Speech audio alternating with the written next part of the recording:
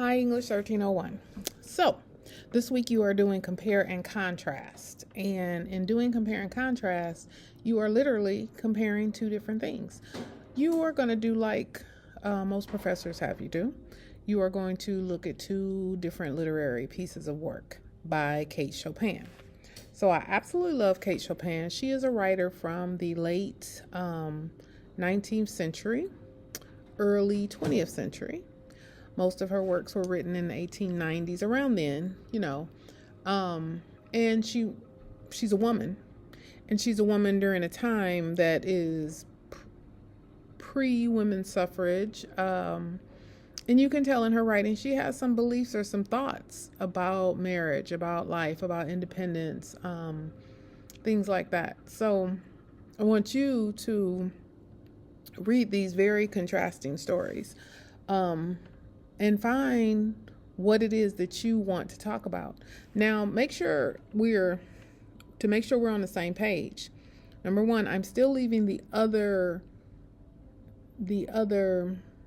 compare and contrast lecture up because that lecture is really, it does discuss compare and contrast. The difference is it is talking about a personal narrative. And so that's why I'm putting this clarification right here, right now. You are absolutely not doing a personal narrative. You are doing a basic, formulaic almost, essay, comparing and contrasting two different pieces of literary work, not two different things that happened in your life, random moments of existence or anything. So when I look up, I'm looking at the reader response. Here I go yawning again. But the reader response options.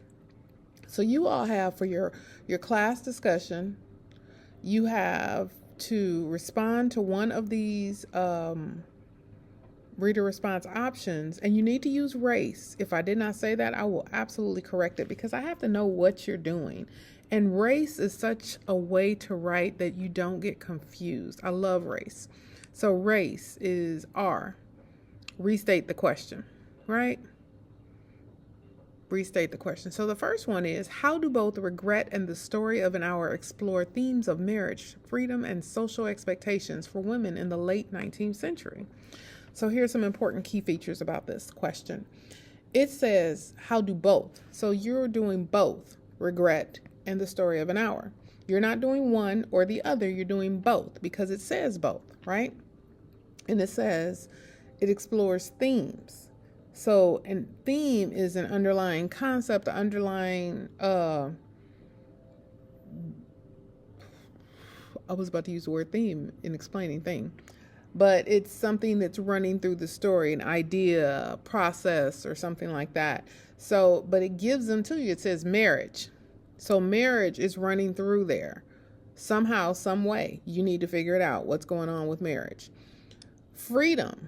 Freedom is running through there some way. You need to figure it out. What's going on with freedom in both stories, both pieces of text. Social expectations is the same as societal expectations, okay? Because we're looking at the time frame. So we're looking at, this is not, when we're talking about 1890s, people, we are not talking about 2020. Okay, we're not talking about the 1990s, okay? TLC did Creep and all that. We are more than 100 years ago. More than 100 years ago, okay? So what were the social expectations of women at that time? Think about that, right?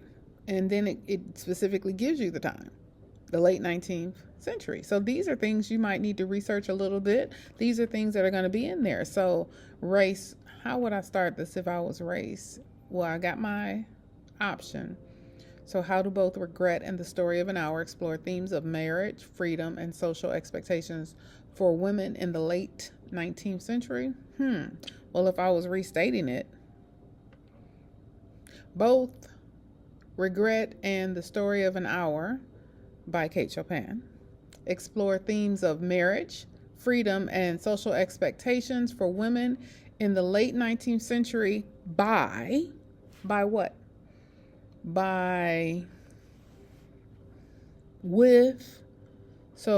With characterization, by the author's use of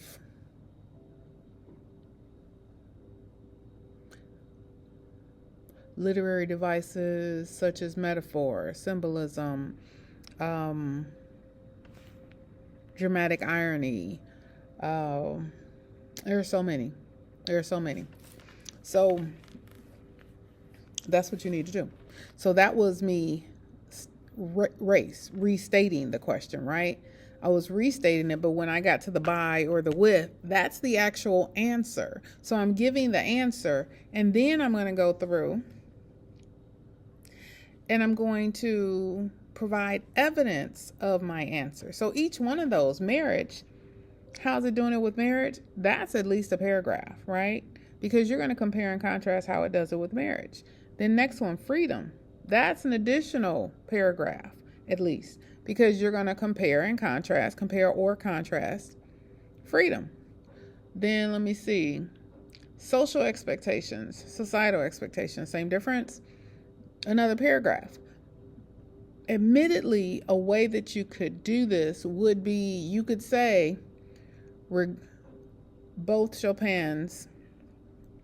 both Chopin's literary works, Regret and The Story of an Hour, explore themes of marriage, freedom, and social expectations for women in the late 19th century by use of, right? And then you could go into each paragraph. You could do a paragraph on each one. You could say, in Regret, Chopin uses y'all, my brain is frying right now.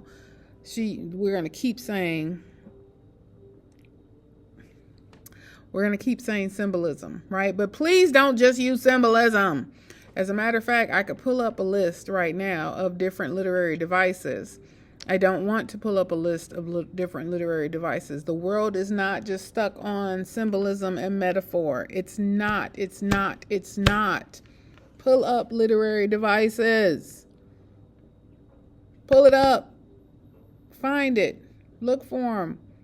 Okay? You have to do this. Because it's not high school. It's college. Okay?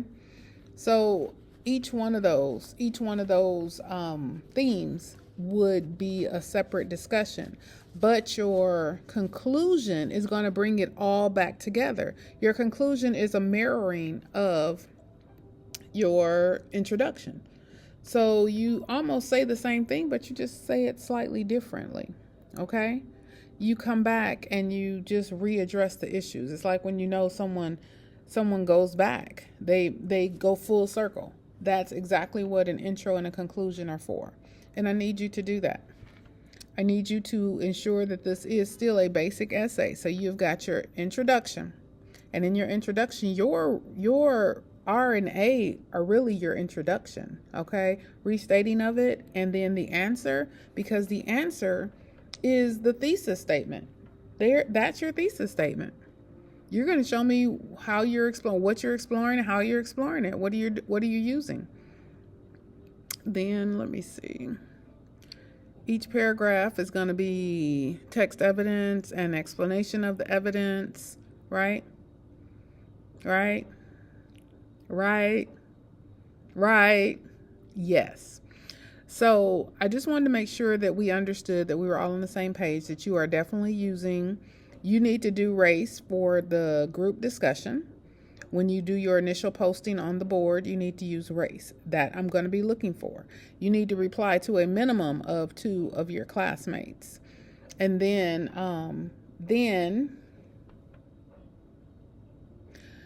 you need to start working on your essay. And you've got some examples in there.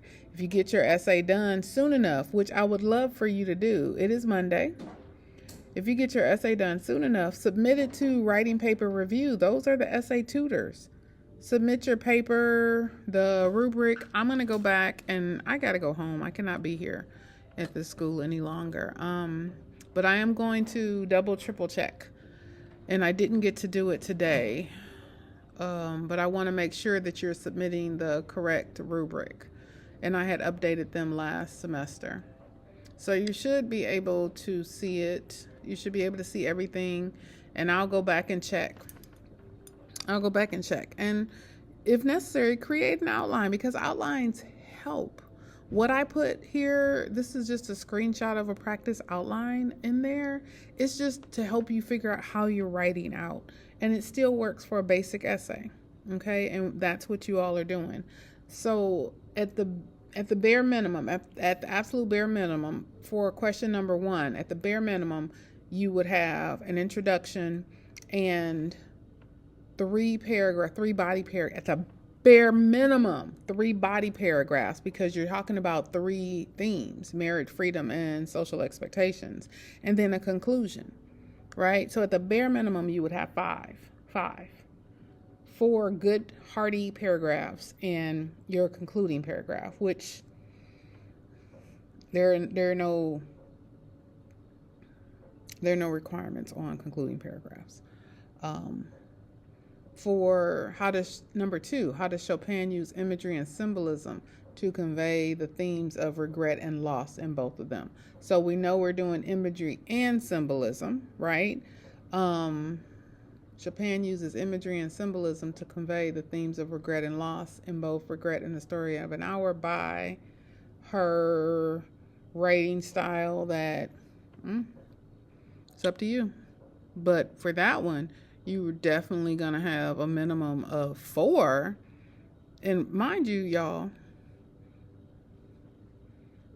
this is college. So paragraphs are not 3 to 4 sentences. Paragraphs at minimum, the very tiniest minimum is 5 to 7. But you got 2 essays that you're reading, 2 pieces of literary work. You've got themes, multiple themes. You got a lot of work. I mean, each one might have 2 paragraphs to go with it, however you're choosing to write it. Do not wait until the last minute. Do not. I will check out the rubric when I get back in here in the morning. Okay, I will absolutely check out your rubric. You all have a wonderful evening. I am still leaving up the other